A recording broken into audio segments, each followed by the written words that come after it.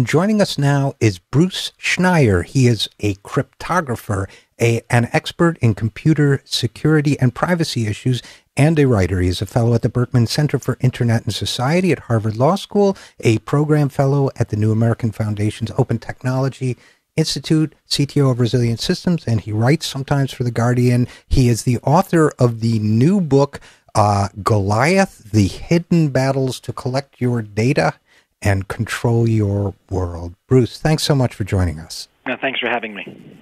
You bet. Now, before we get into the book, Data and Goliath, which I am reading right now, so I guess I would say in your work as a cryptographer, as I understand it, you were a cryptographer, you were a security specialist, you then moved into writing and addressing these issues in context. What, if anything, in your career has shocked you the most in the way our relationship with technology has unfolded over the last couple of decades? I don't think anything's shocked me. It's really interesting to watch how dependent we are on technology. And I suppose this has been true since technology was invented, and we probably were dependent on technologies hundreds of years ago. But it's amazing to me how something like a cell phone or an email address has become indispensable to modern life, such that we almost can't consider even living without it. And it's really interesting to see how fast that process occurs, that something like a cell phone can go from a very rare thing that the wealthy have to something that there are more cell phones in the world than toothbrushes right now. Or to me, that's really the most interesting.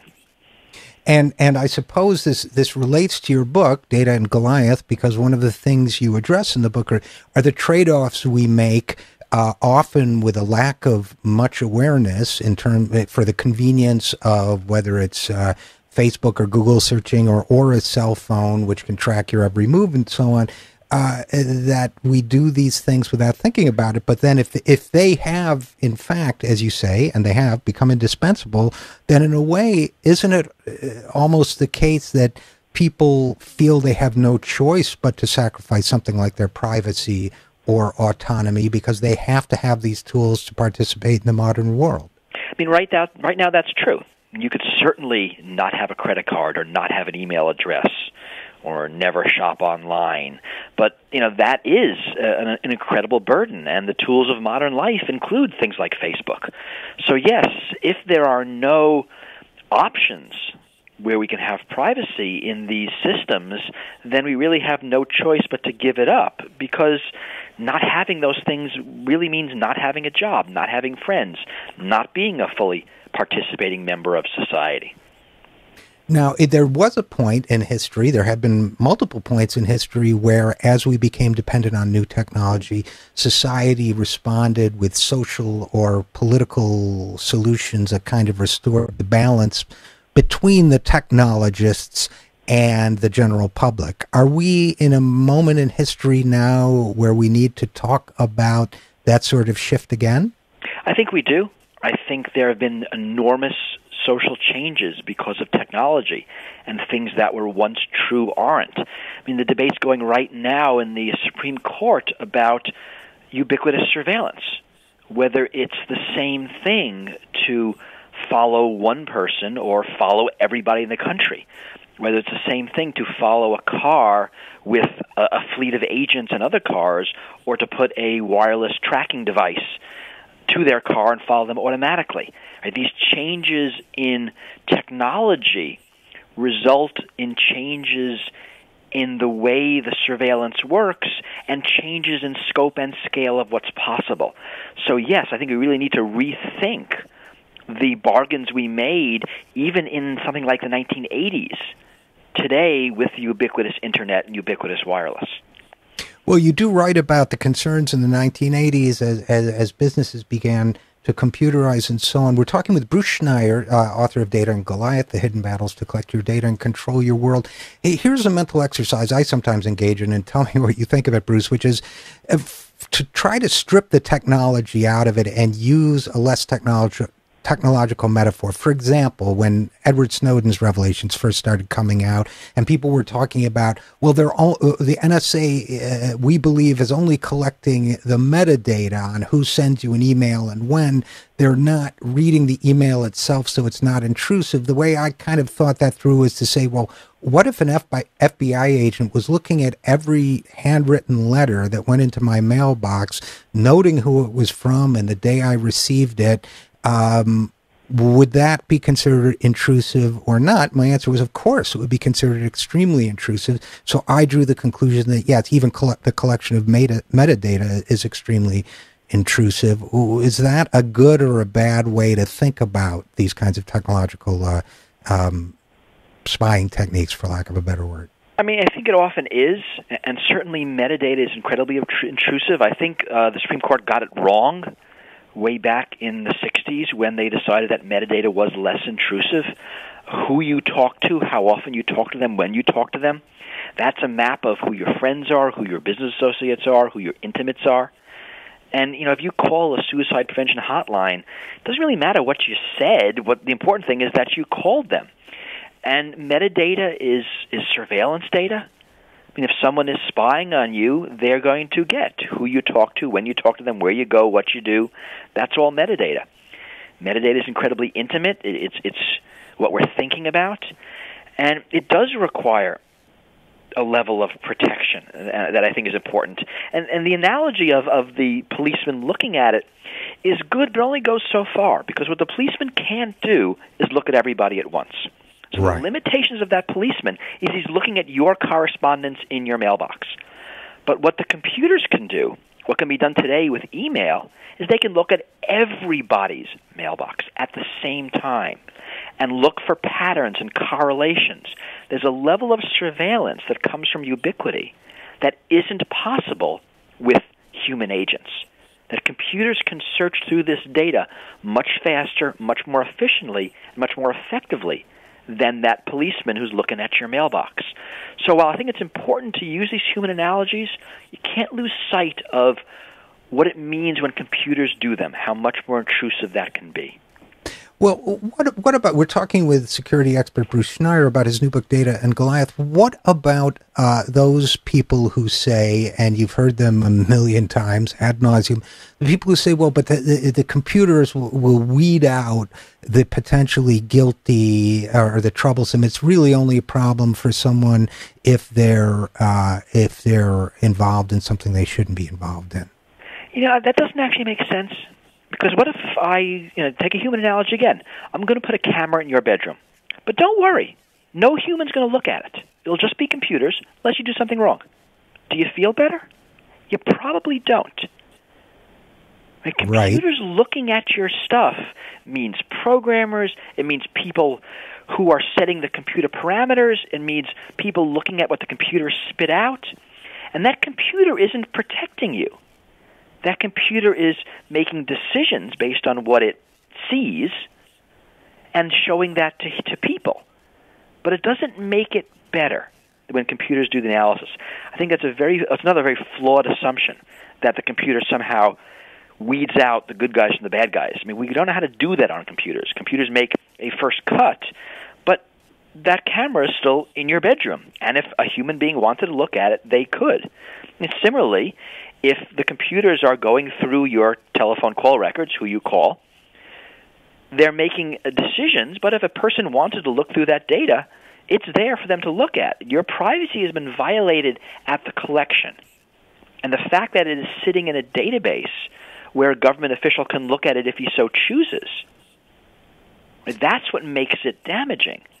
Not whether he actually does or not. It's the fact that he could. That's the harm. And we have also seen situations where, as Edward Snowden says, sometimes correspondence or video feeds are viewed for entertainment by bored analysts.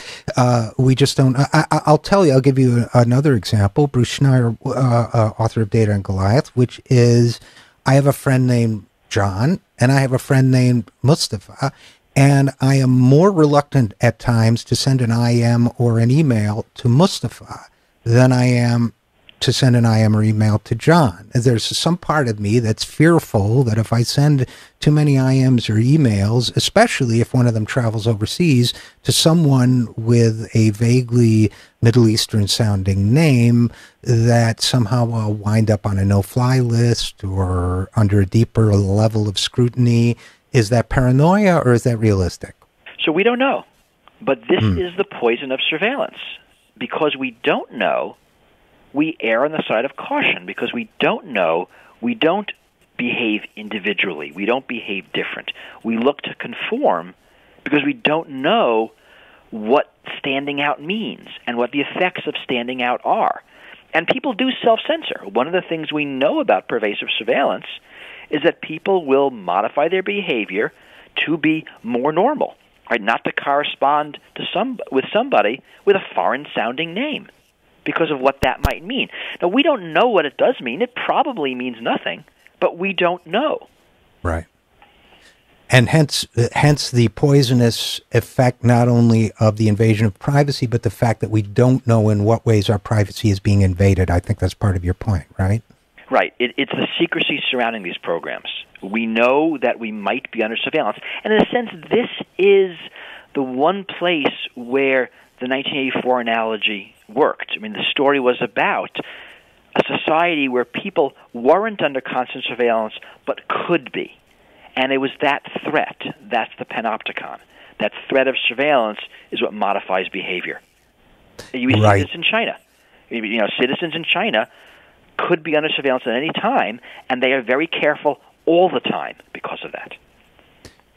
And that, of course, it does not fit our definition of a free society. Now, let's talk about another form of invasion of privacy. We've been talking primarily about state invasion of privacy, state surveillance with Bruce Schneier, author of Data and Goliath. But there's another side, too. There is the private sector invasion, the big data, whether it's Facebook, whether it's Google, collecting data on what you search on, what you read, what you prefer. And then, as you point out in the book, actually filtering what gets to you. And to me, this is also extremely disturbing because we're not just trading our privacy to Facebook in return for seeing our friends' cat videos or whatever. We are actually, and again, correct me if I'm wrong, we are actually getting our view of news of the world we live in filtered and reshaped based on the data they collect about us. Is that fair? That is fair, and it's bigger than that. I mean, we know companies like Google and Facebook collect all of information, and the purpose of that is psychological manipulation, right? Advertising, convincing us. It's also used to discriminate against us. And I mean discriminate in the very general term, that people are shown ads that the system believes they are more susceptible to.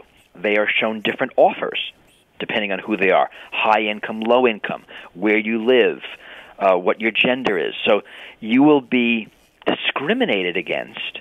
You will be categorized by your interests. And this categorization can lead to some very bad results. If you are wrongly categorized as a deadbeat, as someone who is not worth, spending money on, you can be ignored by companies. I mean, companies will know who you are. So this dossier that's collected on you becomes, in some ways, more important than you. It's being used to judge you in secret by lots of companies in many ways. The way you talked about is the news you see. When you are on Google and you go to Google News and you go and search on a topic, the results you see are partly based on what Google thinks you're interested in. So it will try to figure out your politics. It'll try to figure out your interests and show you news that's related to that. So you might be more likely to see articles you agree with and less likely to see articles you disagree with. Different news sites also do this.